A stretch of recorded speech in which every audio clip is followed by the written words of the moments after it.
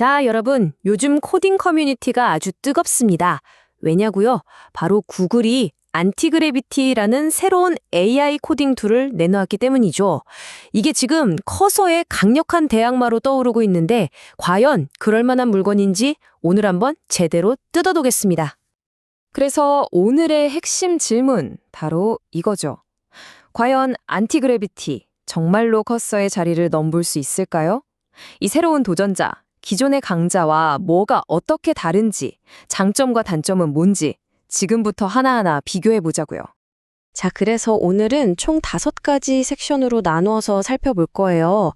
처음엔 겉모습이랑 속이 어떻게 다른지 보고, 그 다음에 안티그래비티만의 엄청난 무기가 뭔지, 또 베타 버전이라서 어떤 문제들이 있는지, 그리고 이게 어떤 새로운 개발 방식을 제안하는지, 마지막으로 그래서 결론이 뭔지 한번 달려보죠. 자, 첫 번째 섹션입니다. 친숙한 외관, 다른 두뇌. 이게 무슨 말이냐면요. 안티그래비티를 딱 처음 켜보면 이거 완전 커서인데? 싶을 정도로 익숙해요. 근데 그 속, 그러니까 AI의 핵심인 모델을 들여다보기 시작하면 여기서부터 좀 차이가 나기 시작합니다. 보세요. 왼쪽이 안티그래비티, 오른쪽이 커서인데 거의 똑같죠? 둘 다 VS 코드를 기반으로 만들어서 파일 구조, 코드 에디터, AI 채팅창, 이 3단 레이아웃이 그냥 판박이에요. 그래서 커서를 써보신 분이라면 진짜 1분 만에 적응할 수 있을 겁니다. 근데 겉모습만 보고 판단하면 안 되죠. 결정적인 차이가 바로 이 AI 모델 선택권에서 나옵니다. 안티그래비티는 지금 베타라서 그런지 제미나이, 소넷, GPT 딱 3개만 고를 수 있어요. 좀 아쉽죠? 반면에 커서는 GPT-4, 클로우드3 오프스 같은 최신, 최고 성능 모델들을 마음대로 골라 쓸 수 있잖아요? 여기서부터 체급 차이가 좀 느껴지기 시작합니다. 자, 하지만 안티그래비티에게도 비장의 무기가 있습니다. 어쩌면 이게 진짜 킬러 기능일 수도 있는데요. 바로 크롬 브라우저를 마음대로 주무르는 능력입니다. 이게 그냥 에디터 안에 브라우저 하나 띄워주는 그런 수준이 아니에요. 완전히 다릅니다. IDE에서 브라우저를 딱 띄우면 AI가 그 웹페이지 화면을 직접 보고 분석해요. 그리고 우리가 시키는 대로 예를 들어서 저기 버튼 좀 눌러봐. 아니면 로그인 폼 채워서 제출해봐. 이러면 AI가 진짜로 그걸 실현해버리는 겁니다. 와, 대단하죠? 이 기능을 처음 볼 리뷰어도 와, 이건 진짜 인상적이다 라고 했을 정도니까요. 커서에서는 볼 수 없었던 훨씬 더 진보된 기능이라고 평가했는데 저도 동감합니다. 이건 진짜 게임 체인저가 될 수도 있겠다 싶었어요. 자, 이렇게 엄청난 기능이 있긴 한데 아직은 장밋빛 미래만 있는 건 아닙니다. 아무래도 베타 버전이다 보니까 여기저기 삐걱거리는 부분들이 좀 있어요. 일종의 성장통이라고 할 수 있겠죠? 리뷰어가 사용하면서 겪었던 문제들이 몇 가지 있는데요. 좀 심각한 것들도 있어요. 예를 들어서 체크 포인트라는 실행 취소 기능이 있는데 이걸 잘못 누르면 파일이 그냥 통째로 날아가 버리는 버그가 있었다고 해요.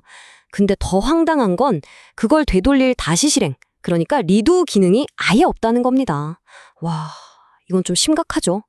게다가 구글의 야심작인 제미나이 모델이 코딩 쪽에는 생각보다 힘을 못 쓰는 모습도 보여줬다고 합니다. 그래서 리뷰어가 이런 말을 했어요. 좀 실망했다. 구글이 마음이 좀 급했구나 싶었다고요. 그러니까 가능성은 보이는데 아직은 경쟁 툴에 비해서 완성도가 많이 떨어지고 좀 서둘러서 내놓은 티가 난다는 거죠. 자, 그런데요. 이런 개별적인 기능이나 버그보다 더 중요한 게 있을지도 모릅니다. 안티그래비티는요, 단순히 코딩을 도와주는 걸 넘어서서 AI를 활용한 개발 워크플로우 자체에 대한 새로운 비전을 제시하고 있어요. 그 비전의 핵심에 바로 이 에이전트 매니저라는 개념이 있습니다. 이게 뭐냐면 우리가 보통 생각하는 하나의 작업을 관리하는 게 아니라 여러 프로젝트들을 동시에 관리하는 데 초점을 맞춘 기능이에요. 이게 두 도구의 철학이 어떻게 다른지 딱 보여주는 부분이에요. 커서는요, 하나의 프로젝트 안에서 여러 AI 에이전트를 써서 다양한 작업을 처리하는 방식에 가깝고요. 안티그래비티는 아예 여러 개의 프로젝트를 동시에 띄워놓고 각 프로젝트마다 담당 에이전트를 하나씩 둬서 관리하는 방식인 거죠. 그러니까 여러 프로젝트를 동시에 넘나들면서 바이브 코딩하는 분들한테는 이게 더 맞을 수도 있다는 겁니다. 자, 그럼 이제 마지막입니다. 최종 평결의 시간이죠. 이 모든 걸 종합해 봤을 때 우리 지금 당장 커서 버리고 안티그래비티로 갈아타야 할까요? 성적표를 한번 매겨보죠. 장점은 확실해요. 혁신적인 브라우저 제어 기능, 그리고 여러 프로젝트를 동시에 관리하는 에이전트 매니저라는 새로운 컨셉. 이건 정말 매력적이죠. 하지만 단점도 명확합니다. 파일에 날려먹을 수도 있는 심각한 버그, 다시 실행 기능도 없고, 제미나이 모델 성능은 아쉽고, 모델 선택권도 너무 적고, 한마디로 비전은 엄청난데, 현실은 아직 베타 딱지를 떼지 못한 거죠. 결론적으로 지금 당장 안티그래비티가 커서 킬러라고 말하기는 좀 어려울 것 같습니다.